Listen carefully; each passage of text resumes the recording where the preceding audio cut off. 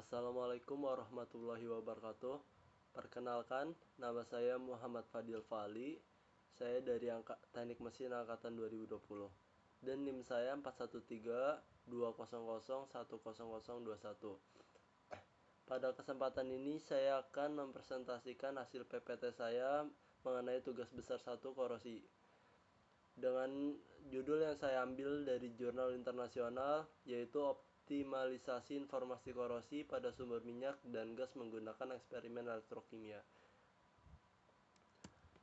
Jadi sebelum kita masuk dalam judul tersebut, kita lebih mengetahui apa itu korosi sendiri.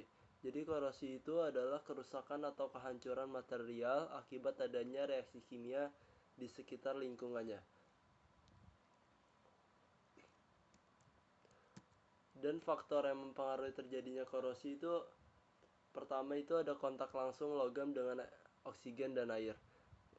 Jadi apabila terdapat oksigen dan air, maka yang terkontak langsung dengan logam tersebut akan semakin cepat terjadinya korosi.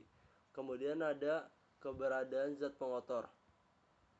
Keberadaan zat pengotor ini bisa mempengaruhi korosi. Contohnya seperti ada debu, karbon hasil pembakaran. Karena semakin banyak zat pengotor pada permukaan logam, maka lebih mudah terjadinya korosi. Selanjutnya ada keberadaan elektrolit. Jadi keberadaan elektrolit ini sangat mempengaruhi terjadinya cepat atau lambatnya korosi. Contohnya pada lingkungan air laut yang membuat kapal karam itu mengalami korosi lebih cepat. Selanjutnya ada suhu. Jadi suhu di sini apabila suhu panas meningkat, energi kinetik partikel yang memicu terjadinya korosi. Jadi semakin suhunya itu tinggi, contohnya pada knalpot kendaraan motor itu, maka akan mempengaruhi cepat terjadinya korosi. Selanjutnya ada pH. pH ini larutan asam atau yang memiliki pH lebih kecil dari 7 mampu membuat korosi itu lebih cepat terjadi dibandingkan larutan yang tidak asam.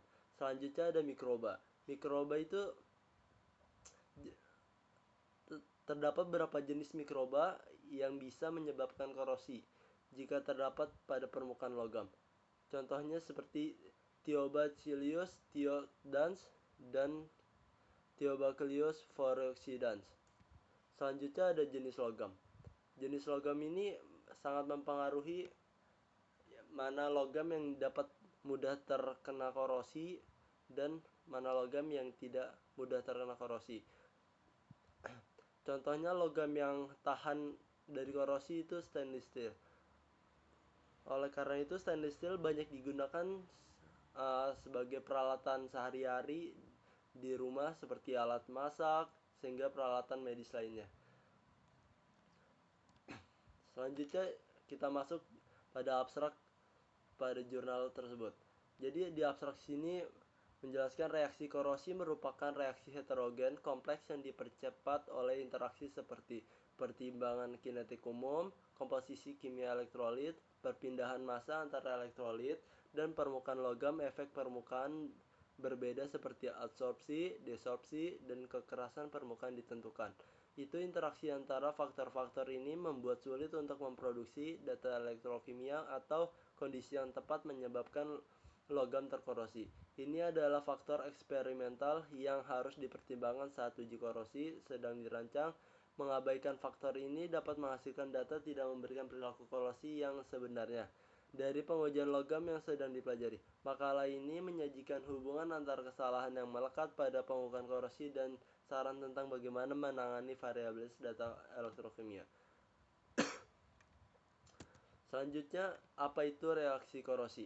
Reaksi korosi itu merupakan reaksi heterogen kompleks yang dipercepat oleh interaksi seperti pertimbangan kinetik umum, seperti contohnya energi aktivasi, kemudian ada komposisi elektrolit secara kimiawi, perpindahan massa antara elektrolit dan permukaan logam, dan terakhir ada efek permukaan yang berbeda seperti absorpsi, desorpsi, dan kekerasan permukaan. Faktor-faktor ini membuatnya sulit untuk memproduksi data elektrokimia atau kondisi yang tepat yang menyebabkan logam menimbulkan korosi. Ini adalah faktor eksperimental yang harus diperhitungkan ketika uji korosi dan tabung uji sedang dirancang. Mengabaikan faktor-faktor ini dapat menghasilkan data yang tidak memberikan perilaku korosi yang sebenarnya dari logam uji yang diteliti. Misalnya mengabaikan netralisasi resistor, zat terlalut dapat menghasilkan elektrokimia laju korosi yang berada di bawah perkiraan kecepatan nyata dan dapat menyebabkan struktur logam yang ketebalan tidak cukup untuk mencegah patah karena korosi sempit. Selanjutnya ada pengujian elektrokimia. Pada gambar di atas ini menunjukkan baterai percobaan korosi elektrokimia yang melibatkan 3 elektroda yang diredam dalam elektrolit.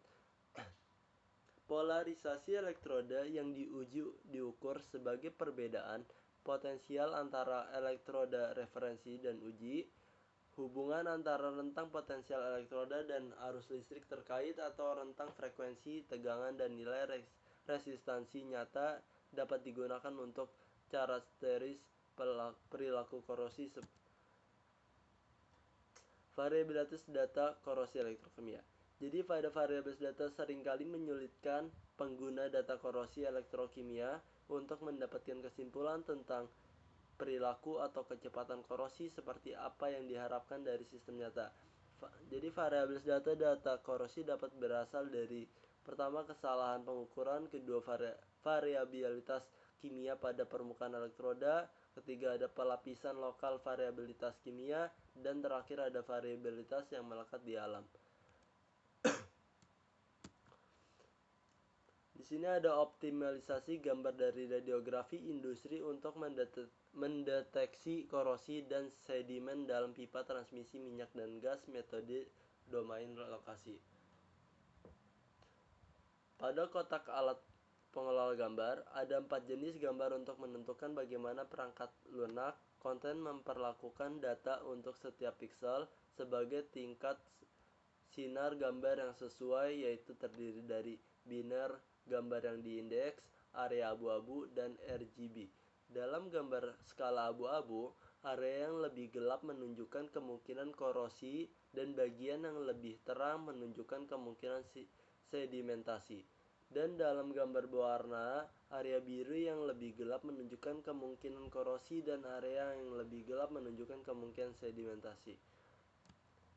Sekian hasil presentasi saya mengenai PPT tugas besar 1 ini. Atas kurang lebihnya mohon maaf.